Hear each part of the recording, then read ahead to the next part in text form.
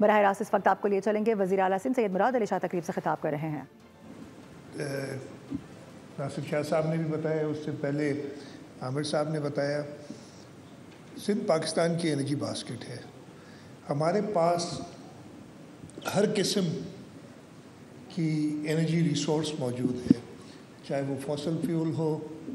اگر آپ دیکھیں تو ہمارے پاس تھر کا جو کوئلہ ہے اس میں اتنی پوٹینشل ہے، وہ کہتے ہیں کہ سعودی عرب اور کویت کے سارے انرجی ریزروز کو ملایا جائے تو اس سے بھی زیادہ ہے۔ ہماری گیس پروڈکشن ملک میں 70% ہے، ہماری آئل پروڈکشن 50% کے قریب ہے۔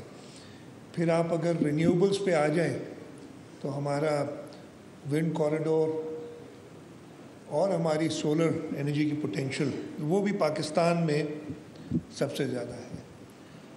تو ڈائیورسٹی تو ہے۔ ہم انفارچونیٹلی اوور دا ایئرس بہت سال، اور جب بھی شروع کیا ہے، میرا یہ خیال ہے کہ جو thing that holds us back is the energy policy at the federal level. میں ایگزامپلس دوں گا آپ کو، 2-3 بڑی جلدی، ٹائم بھی کم ہے، ایک ہماری اور امپورٹنٹ میٹنگ اس میں مجھے جانا ہے۔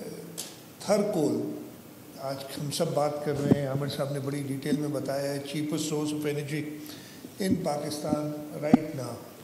شروع کب ہوا؟ 90s میں جب کوئلہ دریافت ہوا، شہید محترمہ بے نظیر بھٹو کا ویژن تھا۔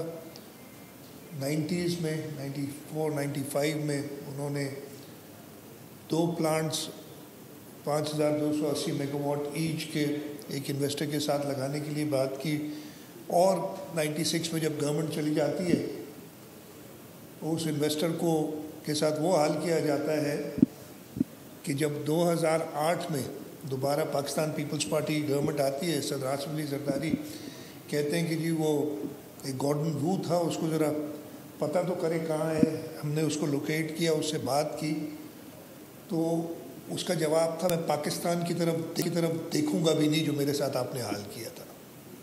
یہ انرجی پالیسی آپ کی اس طریقے سے 2008 میں بھی جب شروع کیا، جو رکاوٹیں ڈالی گئیں۔